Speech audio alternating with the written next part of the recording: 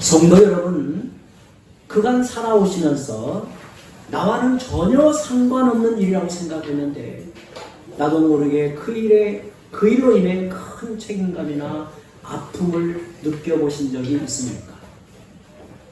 예를 들어 가정에서 자녀나 형제들이 큰 잘못을 저질렀을 때 정작 당사자는 무덤덤하고 있는데 부모나 가족들의 입장에서 마음이 먼저 무너져 내리고 하나님 앞에 눈물로 기도해 보신 경험이 있을 것입니다.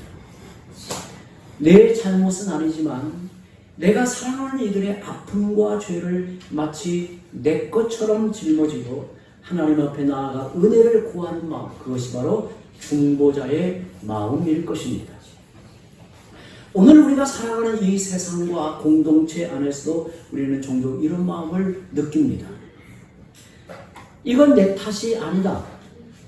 그 사람 때문이야. 나는 내 할 일만 잘하면 된다라고 선을 긋기는 쉽습니다. 하지만 누군가는 공동체의 아픔을 자신의 아픔으로 여기고 아무도 기도하지 않을 때 하나님 앞에 무릎을 꿇습니다. 하나님은 바로 그 한 사람, 공동체의 아픔을 자신의 것으로 안고 하나님께 나아가는 그 한 사람의 기도를 기다리고 계십니다. 오늘 본문에는 이러한 마음으로 하나님 앞에 엎드린 한 사람이 등장합니다. 그가 바로 다니엘이라는 사람이에요. 사실 다니엘 개인을 보면 그는 수십 년 동안 이방 땅에서 믿음을 굳게 지키며 거의 흠없이 살아온 인물이었습니다. 하지만 그는 자기 민족의 전환기 앞에서, 역사적 전환기 앞에서 자기 혼자만의 안위를 구하지 않았습니다. 다니엘은 하나님 말씀 앞에서 자신과 이스라엘의 실상을 돌아보고 진단하여 가슴을 찢는 깊은 기도의 자리로 나아가는 것을 오늘 말씀을 통해서 보게 됩니다. 다니엘서 9장은 바벨론이 멸망한 후 페르시아 제국이 시작되는 시대가 그 배경입니다. 지금 이 말씀의 배경이 어떠한가 잘 기억하시기 바랍니다. 바벨론이 멸망하고 이제 새로운 신흥 제국으로 페르시아 제국이 시작되는 시대가 이 말씀의 배경입니다. 그때 마침 다니엘은 예레미야서를 읽고 있었는데 예루살렘의 황폐함이 70년 만에 그칠 것이라는 말씀을 발견하게 돼요. 아마 예레미야 29장을 읽지 않았을까라는 생각을 해요. 예레미야는 70년간의 바벨론 포로 생활이 끝나면 바벨론은 무너지고 이스라엘은 예루살렘으로 귀환하여 성전을 재건할 것이라고 예언을 합니다. 다니엘이 예레미야서를 읽고 연대를 계산해 보았어요. 연대를 계산해 보니까 다니엘 자신이 바벨론으로 포로가 되어 끌려온 때가 주전 606년이니까 이제 바벨론이 멸망한 해가 주전 539년입니다. 이렇게 보니까 이스라엘 백성이 포로 생활을 마치고 돌아갈 때가 한 2, 3년 정도 남은 거죠. 다니엘은 하나님이 자기 백성을 향해 새 일을 행하실 것을 내다보고 좀 긴급하게 포로 생활 중인 이스라엘을 위해 중보 기도하는 말씀이 오늘 기록되어 있습니다. 오늘 우리가 9장 말씀을 읽었는데 읽는 것만으로 우리의 그 기도의 마음을 일으키잖아요. 마음에 뜨거운 어떤 주님을 향한 마음을 일으켜요. 그가 드린 기도는 대부분 회개의 기도였어요. 다니엘 9장 10절에서 15절 말씀을 한마디로 요약하면 이렇습니다. 우리 민족 이스라엘은 하나님의 목소리를 듣지 않았고 하나님이 선지자들에게 명령하신 율법을 거부했습니다. 그렇다면 다니엘은 바벨론으로부터 해방을 앞두고 왜 감사 기도가 아닌 회개 기도를 했을까요? 우리가 이런 처지, 이렇게 악행을 범하는 백성인데도 하나님이 우리를 불쌍히 여겨 본토로 다시 이끌어 가신다는데 하나님 감사합니다. 감사합니다. 이래야 되는데 하나님 앞에 철저히 자신을 돌이켜 은혜를 구하는 회개의 기도를 합니다. 다니엘이 예레미야서를 읽어보니까 하나님이 이스라엘을 바벨론 포로가 되게 하신 것이 이스라엘의 죄악 때문이었음을 발견해요. 그렇다면 바벨론 포로 중에 이스라엘은 어떻게 해야 마땅한가요? 그들은 철저히 회개하고 죄로부터 돌이키며 하나님의 은혜를 바라고 하나님 앞에 굴복해야 되는 것 아니겠어요? 그래서 다니엘은 이스라엘 백성을 대신하여 하나님께 나아가 회개하며 중보의 기도를 드리고 있는 겁니다. 우리가 지난 시간에 모세의 기도를 보면서 제가 디트리 본헤퍼의 신도의 공동생활에 그가 설명하는 대도라는 이야기를 전한 적이 있습니다. 대도라는 용어로 적극적인 중보기도에 대해 그는 말합니다. 내가 누군가를 위해 기도하는 것, 내가 누군가를 위해 기도하는 것을 중보기도라고 한다면 대도는 이보다 더 적극적인 개념으로 내가 바로 그 사람의 심정이 되어 그 사람의 입장이 되어 그를 대신해 기도하는 것입니다. 아버지가 자식이 큰 문제를 일으켰어요. 죄를 범했어요. 근데 아버지가 자식을 너무 사랑하고 자식을 아껴요. 그래서 내가 자식의 입장에서 내가 자식의 마음으로 하나님께 나가 은혜를 구하는 겁니다. 엎드려 회개하고 긍휼히 여겨달라고 불쌍히 여겨달라고 기도하는 거예요. 그걸 가리켜 본헤퍼는 대도라고 이렇게 표현을 했어요. 아주 저는 의미 있게 읽었어요. 사실 다니엘은 거의 흠이 없는 사람이었습니다. 그럼에도 불구하고 자신이 마치 그 큰 죄를 지은 이스라엘 백성이면 자기 민족과 자신을 동일시하여 대신 회개하게 됩니다. 우리는 하나님 앞에 특별히 이 시대를 살아가는 주의 백성들에게 중보자의 영성이 정말 중요한 것 같습니다. 공동체의 책임을 회피하지 않고 하나님 앞에 나아가 책임의식을 갖는 것. 인간의 본성은 항상 자신은 외외라고 생각을 합니다. 나와 무관해도 내 탓으로 여기며 기도하고 그 책임을 내게로 돌리며 기도하는 중보자의 영성이 사실 그리스도를 닮는 모습이에요. 그러면 다니엘은 어떻게 이처럼 시의적절하게 민족을 위해 대신 회개의 기도를 할 수 있었을까요? 이는 그가 성경을 통해서 예레미야서를 통해서 하나님의 어떤 무엇인가를 깊이 만나요. 그 말씀에 비추어 지금 이스라엘 백성들의 처지와 상태를 하나님의 눈으로 진단하기 시작해요. 그래서 하나님 앞에 이 기도를 하고 있는 겁니다. 한번 4절을 우리 함께 읽어볼까요? 4절. 내 하나님 여호와께 기도하며 자복하여 이루기를 크시고 두려워할 주 하나님, 주를 사랑하고 주의 계명을 지키는 자를 위하여 언약을 지키고 그에게 인자를 베푸시는 이시여.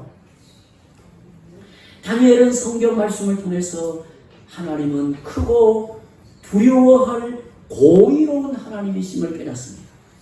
그와 동시에 이스라엘 백성은 주의 계명을 거역하는 죄인임을 통절히 자각을 해요. 또 5절 6절 함께 읽어보죠. 5절 6절입니다. 우리는 이미 범죄하여 패역하며 행악하며 반역하여 주의 법도와 규례를 떠나서 우리가 또 주의 종 선지자들이 주의 이름으로 우리의 왕들과 우리의 고관과 조상들과 온 국민에게 말씀한 것을 듣지 아니하였나이다. 성도 여러분, 말씀을 통해 하나님을 알고 하나님을 대면하고 또 우리 자신을 알 때에 비로소 참된 기도를 드리게 되는 겁니다. 드디어 진정한 기도를 주 앞에 드리게 되는 겁니다. 만약 하나님도 잘 모르고 우리 자신도 모른다면 그 기도는 헛되고 거짓될 수밖에 없습니다. 다니엘은 하나님을 알고 이스라엘 백성의 실상을 제대로 파악했기 때문에 그의 합당한 중보 기도와 회개의 기도를 드릴 수 있었습니다. 그 다음 이어지는 다니엘의 기도를 보면 그가 하나님을 사랑의 하나님으로 확신하고 있다는 사실을 알 수 있습니다.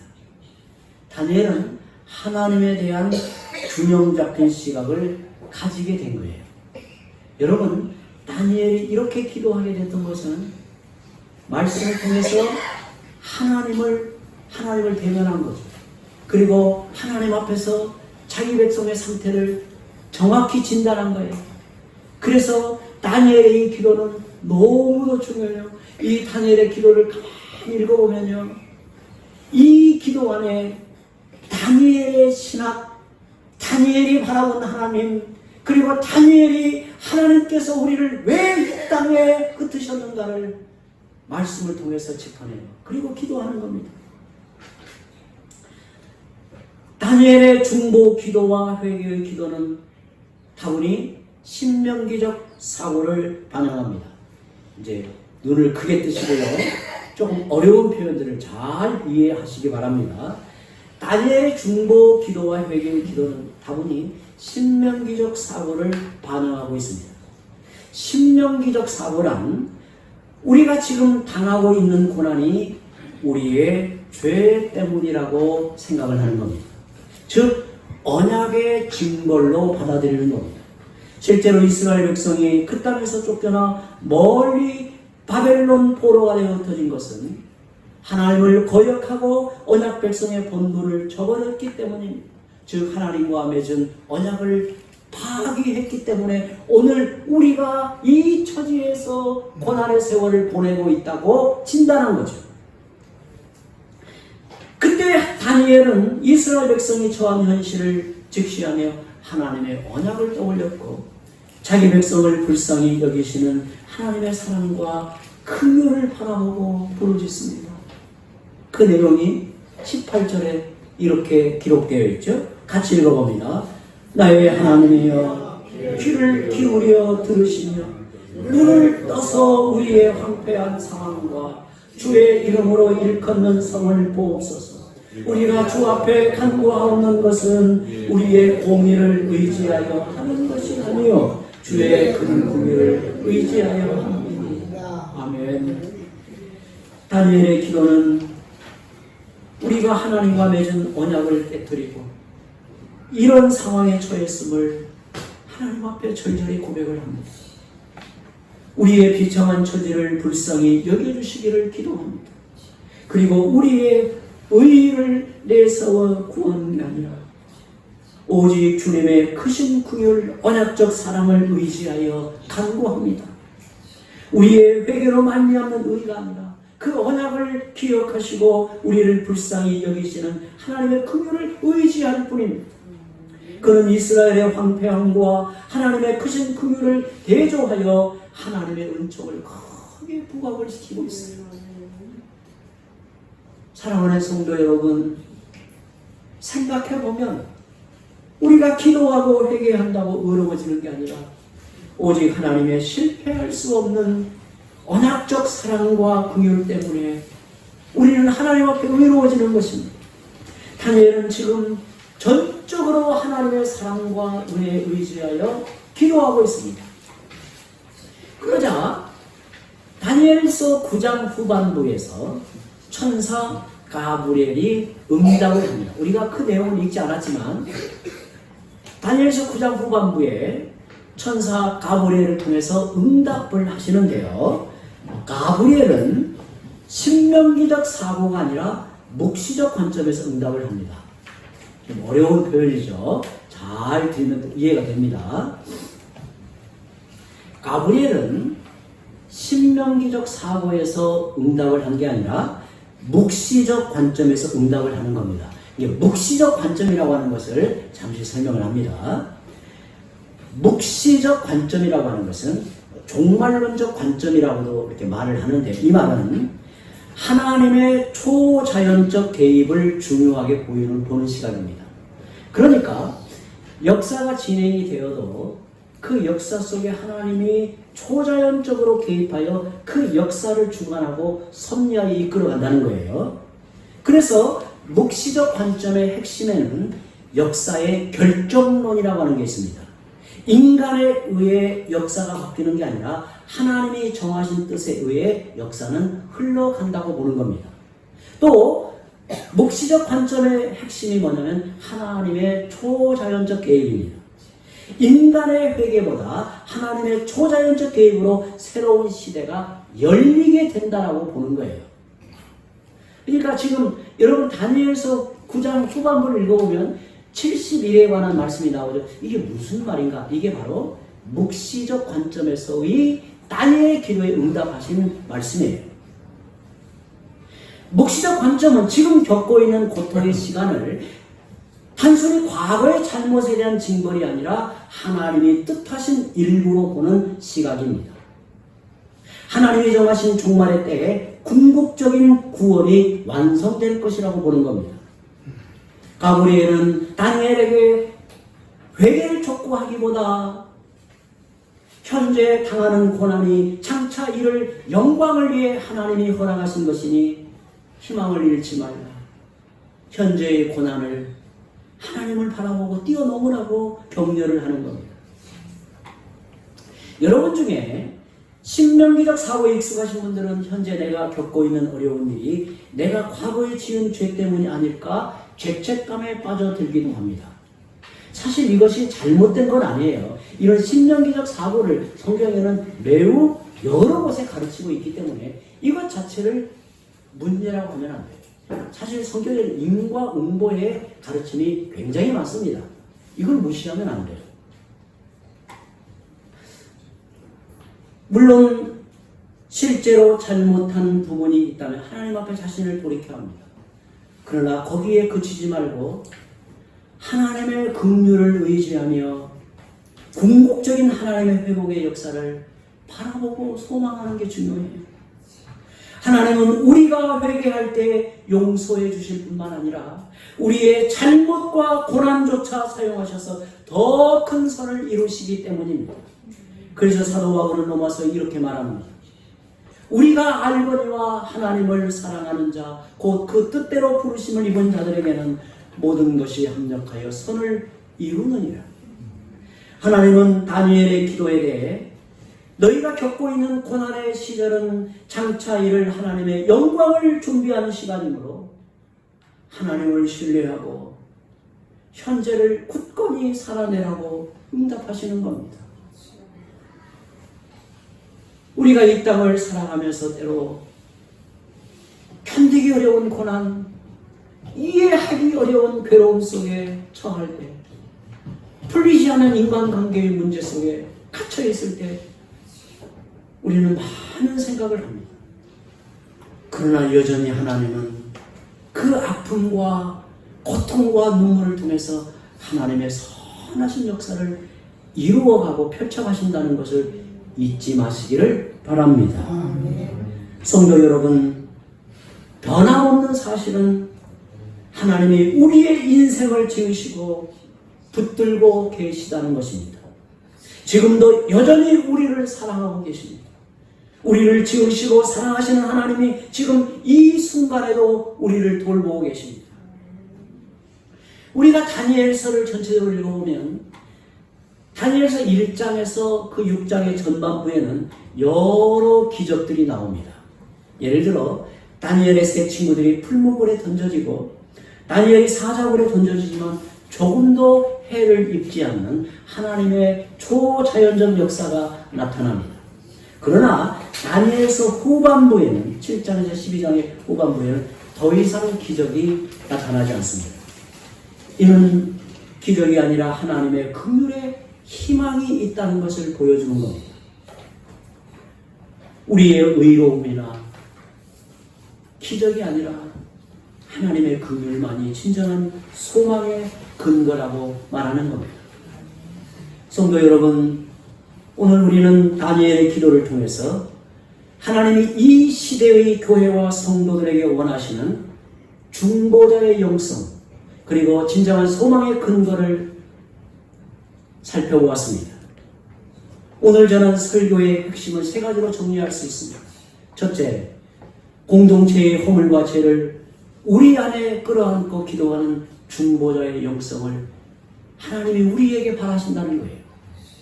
다니엘처럼 남을 탓하거나 책임을 회피하지 않고 공동체의 허물과 아픔을 자기 안에 품고 하나님 앞에 나아가 은혜를 구하며 기도하는 성도들이 되어라고 도전하고 있습니다.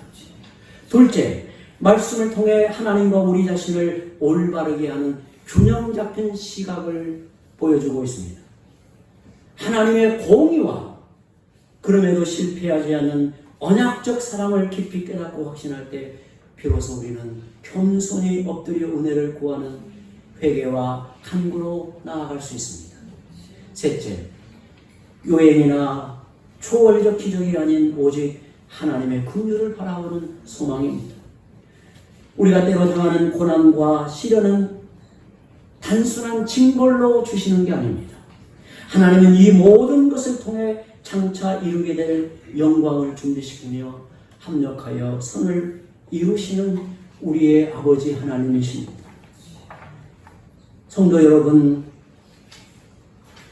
고난 속에서 요행이나 기적을 바라기보다 끝까지 우리를 사랑하고 돌보시는 하나님의 언약적 사랑을 바라보고 신뢰하십시오. 내 자신의 평안에만 머물지 말고 교회와 공동체를 위해 무릎을 꿇는 중보자의 영성을 구비하고 믿음으로 살아가는 성도들이 되시기를 바랍니다. 함께 기도합니다.